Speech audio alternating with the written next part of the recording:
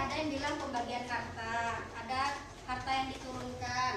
Kalau kearifan dalam Islam itu apa maksudnya? Bagus sekali Siti, kebijaksanaan bagaimana pengambilan keputusan. Kenapa? Karena kita akan belajar tentang kewarisan dalam Islam ini, kita akan mengacu kepada hukum Islam. Jadi hari ini tujuan pembelajaran kita adalah menjelaskan pengertian hukum kewarisan dan juga ketentuan hukum kewarisan dalam Islam. Oke ya. Sekarang kira-kira ini gambar siapa ini? Imam Asy-Syafi'i.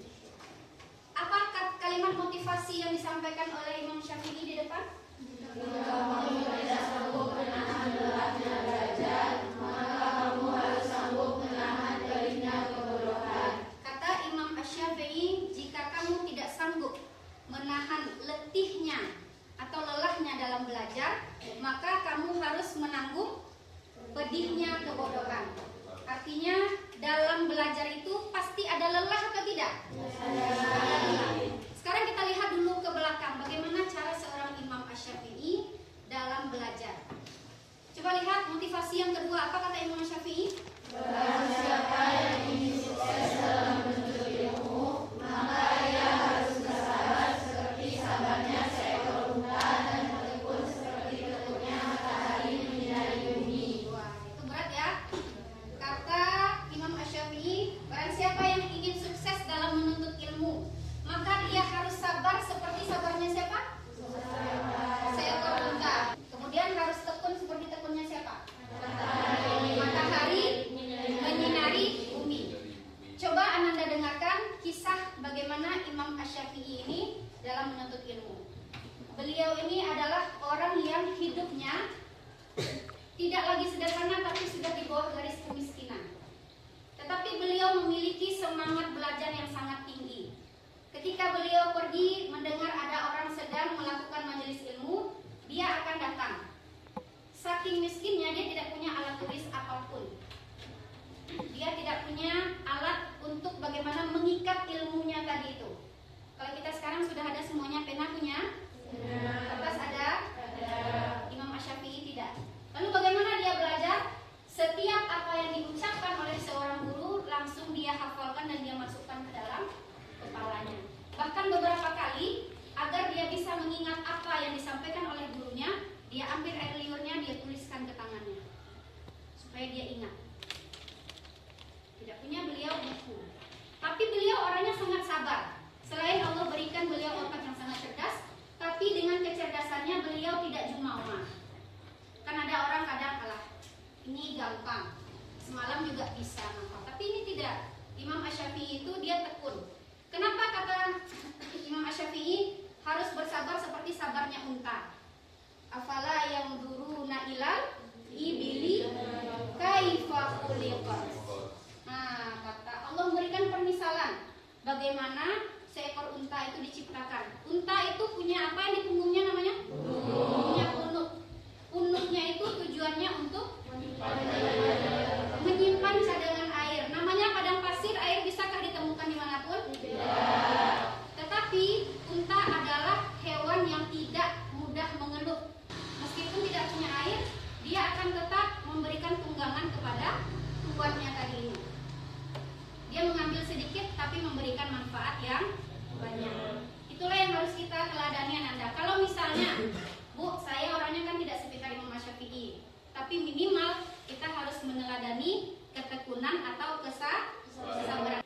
Untuk mempelajari hal ini, Ananda harus tahu dulu ada istilah yang harus Ananda ketahui agar nyambung belajarnya nanti. Yang pertama, ada yang disebut sebagai pewaris. Yang kedua ada warisan. Ada warisan. Berikutnya ahli waris. Ahli waris. Nah, sekarang coba siapa yang tahu pewaris itu apa? Coba angkat tangan. Silakan. Boleh. Boleh, Nova silakan. Pewaris itu orang yang memberikan warisan kepada ahli warisnya. Bagus sekali. Tepuk tangan untuk Nova. Itu apa? Ada yang bisa? Adel? Harta atau kekayaan yang ditinggalkan oleh seseorang setelah matinya. Bagus sekali. Tepuk tangan untuk Adel.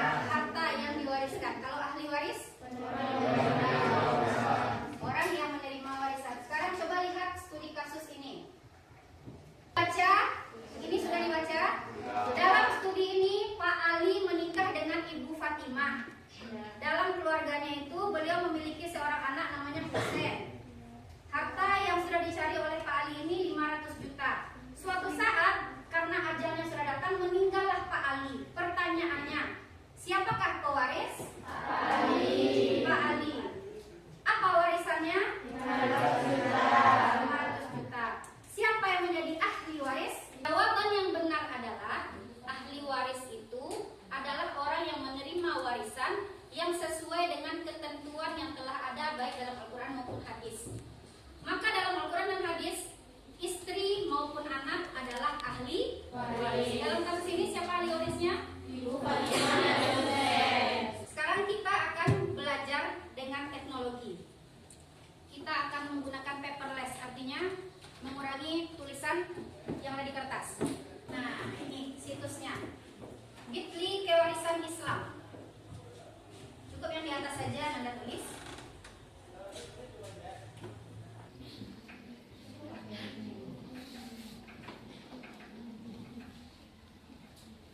Anda coba lihat di bagian beranda di sana.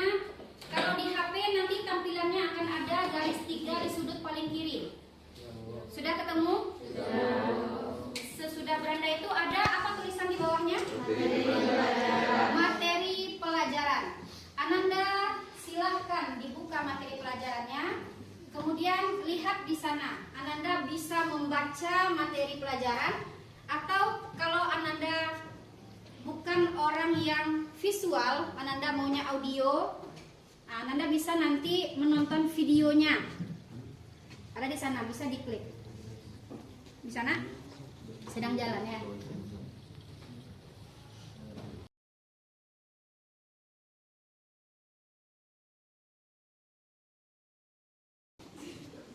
Dari diskusinya. Coba lihat pada diskusi permasalahan ada kasus 1 hingga kasus 6. Paling bawah sekali ada apa di sana? Tulis hasil diskusi kelompokmu di sini. Seperti ini ya. Berarti nanti Ananda dalam kelompok, sesudah duduk berkelompok, silahkan sampaikan apa hasil isi kelompoknya, tulis masing-masing. Pakai nama masing-masing. Di sana nanti ada tulis namanya, tulis kelompoknya, kemudian hasil diskusinya. Sesudah itu masih di dalam kelompok Ananda, lakukan bagian tugas. Sesudah diskusi permasalahan, lakukan bagian tugas dan upload tugasnya di sana. Setelah diupload tugasnya, nanti kita akan lakukan asesmen dan refleksi, maka kita sampai pada akhir pembelajaran. Sudah paham dengan websitenya? Bisa diakses semuanya? Bisa. Baik, sekarang kita akan duduk berkelompok.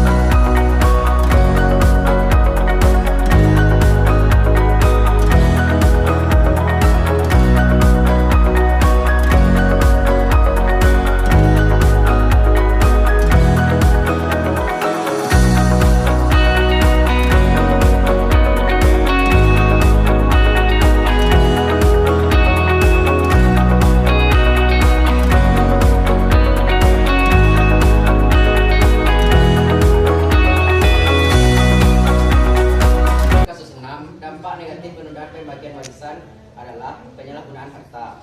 Jika harta warisan ditunda, ada risiko bahwa harta tersebut akan dikelola atau disalahgunakan oleh pihak tertentu yang merasa berhak. Dan stres emosional. Ketidakpastian dan konflik dapat menyebabkan stres dan ketidakbahagiaan di antara ahli waris. Oke, bagus sekali. Tepuk tangan untuk kamu. Jadi dari kasus kami tadi, kami mendapatkan kasus bahwa bagaimana hukum warisan jika ada anaknya yang murtad atau keluar dari Islam. Pada umumnya tidak berhak seorang yang murtad menerima warisan dari pewaris yang beragama Islam. Hal ini karena adanya prinsip dasar hukum Islam yang menyatakan bahwa tidak ada warisan antara orang yang berbeda agama, termasuk antara orang Muslim dengan seorang yang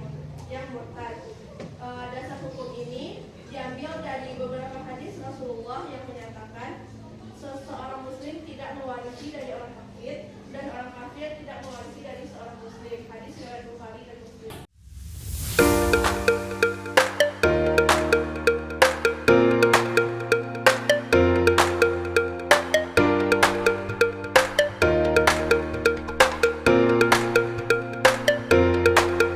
Untuk refleksi pada akhir pelajaran, siapa yang bisa mengambil kesimpulan?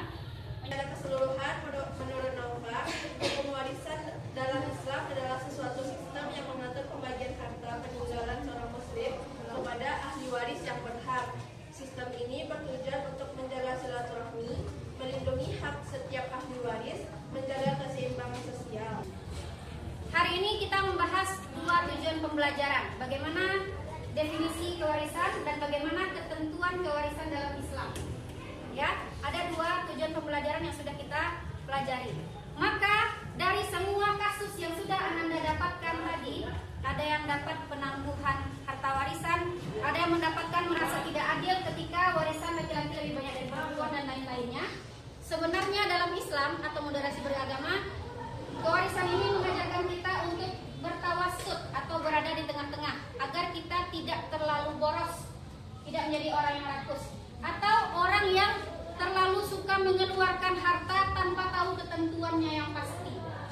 Jadi begitulah Islam sangat indah sekali mengatur bagaimana harta kewarisan. Ya, tidak sembarangan. Misalnya ada hartanya 200 juta, ahli warisnya ada 4 orang. Tidak otomatis 200 juta dibagi 4. Tapi dilihat dulu dengan ketentuan. Dan setiap pembagian yang berbeda, tadi kita sudah membahas, ada yang mendapatkan setengah, ada yang mendapatkan seperempat, sampai ada juga yang mendapatkan 2/3. Semua itu ada hikmahnya. Tidak mungkin Allah menciptakan sesuatu, membuat suatu aturan yang telah disampaikan oleh Nabi tanpa ada hikmah yang bisa kita ambil dalam kehidupan sehari-hari. Baik, kita sudah sampai pada penghujung pembelajaran. Saatnya pulang. Silahkan Ananda